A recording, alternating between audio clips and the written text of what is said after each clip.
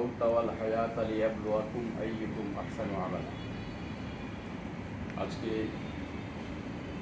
সোনালী bank principal office কর্তৃক আয়োজিত আমাদের সকলের শ্রদ্ধাভাজন ব্যক্তিত্ব সোনালী ব্যাংক পিএলসির সম্মানিত সিনিয়র প্রিন্সিপাল অফিসার এবং আমাদের এই প্রধান শাখার সাবেক ব্যবস্থাপক, আমার অত্যন্ত ঘনিষ্ঠজন জনাব আব্দুল মতিন খসরু সাহেবের মৃত্যুতে আজকের এই শোকসভা এবং দোয়া মাহফিলের সম্মানিত সভাপতি, তিনিও আমার অত্যন্ত ঘনিষ্ঠজন। আমরা সিলেটেও একসাথে বিভিন্ন কাজ করেছি। আমাদের সম্মানিত জিএম মহোদয়, উপস্থিত আমাদের সোনালী ব্যাংকের না শুধু ব্যাংকিং সেক্টরের অত্যন্ত পরিচিত মুখ আমাদের এইচএম মুস্তাক সাহেব, আমার ঘনিষ্ঠ বন্ধু, এবং অনেকেই আমাদের সোনালী ব্যাংকের ডিজিএম মহোদয়, রূপালী ব্যাংকের সুব্রত সেন চৌধুরী সাহেব, অনেকেই আমার আত্মার আত্মীয়, সবার সাথে একটা সুসম্পর্ক। সম্মানিত সুধীমণ্ডলী, আসসালামু আলাইকুম। আসলে আমাদেরকে মহান আল্লাহ তাআলা সৃষ্টি করেছেন, এবং কী জন্য সৃষ্টি করেছেন? যে আয়াত আমি তেলাওয়াত করেছি সেটার অর্থ হচ্ছে, আমি মৃত্যু এবং জীবনকে, মৃত্যুটা আগে বলা হয়েছে, মৃত্যু এবং জীবনকে এজন্য সৃষ্টি করেছি যাতে মানুষ আমলের দিক থেকে, নেক কাজের দিক থেকে শ্রেষ্ঠত্ব অর্জন করতে পারে। আমার নিশ্চিত বিশ্বাস আমাদের আব্দুল মজিদ খসরু সাহেব সেই আমলের দিক থেকে শ্রেষ্ঠত্ব অর্জন করেছে, এটি আমি বিশ্বাস করি। কী কারণে বিশ্বাস করি? ওনার সাথে যখন কথা হতো, উনি সব সময় কিন্তু কল্যাণমূলক কাজ কীভাবে করা যায় সেই কথাগুলো বলেন। ওনার কাছে গেলেই বোঝা যেত যে চাকরি থেকে অবসর গ্রহণ করা মানেই জীবন থেকে অবসর গ্রহণ করা নয়। তিনি ছিলেন জীবনবাদী মানুষ। তিনি মানুষ হিসাবে যেমন আদর্শ মানুষ ছিলেন, ব্যাংকার হিসেবে তিনি একজন অনুসরণীয় ব্যাংকার ছিলেন।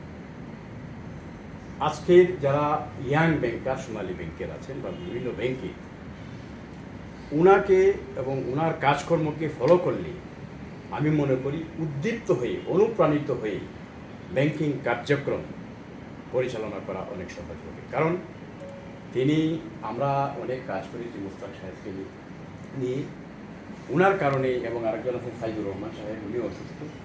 কিছু মানুষ আছেন সোনালী ব্যাংকে, এদের কারণেই আমিও অনেক সময় মনে করতাম যে আমিও সোনালী ব্যাংকের মানুষ। কারণটা হচ্ছে এদের কারণেই আসলে। সেজন্য আমি বলছি, যারা আছেন তারা কিন্তু ওনার জন্য যে আজকের এই অনুষ্ঠানটার আয়োজন করা হয়েছে, আমি ব্যক্তিগতভাবে মনে করি যে ডিজিএম সাহেব একটি মহৎ কাজ করেছেন, এবং মুস্তাক সাহেব, মুস্তাক ভাই, উনিও আমাদের সাথে যেভাবে একটা যোগাযোগ করেছেন সবার সাথে, এটি আসলে this is very much admirable. এটা অত্যন্ত প্রশংসনীয় কাজ, এবং এই কাজগুলো কিন্তু আমাদের করতে হবে। প্রত্যেকটা মৃত্যু একটা মেসেজ দিয়ে যায়। আমরা মেসেজ মোবাইল দেখেন না, প্রত্যেকটা মৃত্যু একটা মেসেজ দিয়ে যায় যে আমরা সকলেই একই পথের প্রতি।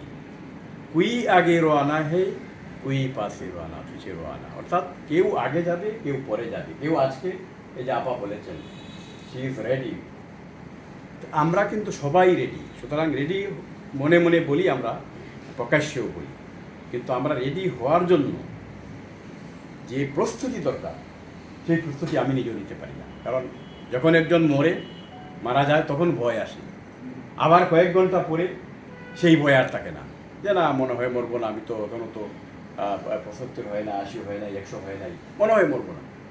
আবার আরেকজন মরলো, তখন মনে হয় আগামীকাল মরে যাব। সুতরাং আমাদের যে এই মৃত্যুর ভয়টা আমাদেরকে রাখা দরকার, যে আমরাও মরে যাব। যাই হোক, আমাদের যে আব্দুল মতিন খসরু সাহেব, উনার মৃত্যুটা হচ্ছে এরকম যে রাশিয়ান লেখক লিও টলস্টয়ের একটি কথা আছে যে পৃথিবীতে কিছু কিছু মানুষের মৃত্যু পুরো পৃথিবীকে শূন্য বানিয়ে দিতে পারে। আমি মনে করি যে এই আমাদের আব্দুল মতিন খসরু সাহেবের মৃত্যু আমাদের যে রিটায়ার্ড ব্যাংক অফিসার অ্যাসোসিয়েশন, এটাকে অনেকটা শূন্য বানিয়ে দিয়ে গেছে। শূন্যতায় ভরে দিয়েছে।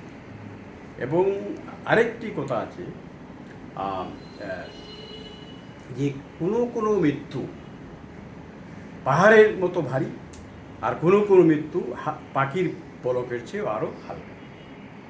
ওনার মৃত্যুটা কিন্তু আমাদের কাছে, ব্যাংকিং সেক্টরের কাছে আমার মনে হয়, এবং সামাজিকভাবে মৌলভীবাজারের অনেক মানুষের কাছে এটি পাহাড়ের মতো ভারী একটা মৃত্যু। সুতরাং আমরা সকলেই এই ধরনের মৃত্যু যাতে হয়, সবাই যাতে স্মরণ করে, মানুষ যাতে স্মরণ করে আমাদেরকে, সেই মৃত্যু আমাদের যাতে হয়, আমরা সেই কামনা করব। আমি আবারও আমাদের ডিজিএম মহোদয় ইমরানুল্লাহ সাহেবকে ধন্যবাদ জানাবো যে আমি সিলেটে ছিলাম প্রায় 3 বছর, যে আইন বিভাগের আমি প্রধান ছিলাম সেখানে। ওনার সাথে আমার অনেক মিটিং নিয়ে বাংলাদেশ ব্যাংকে কথা হয়েছে।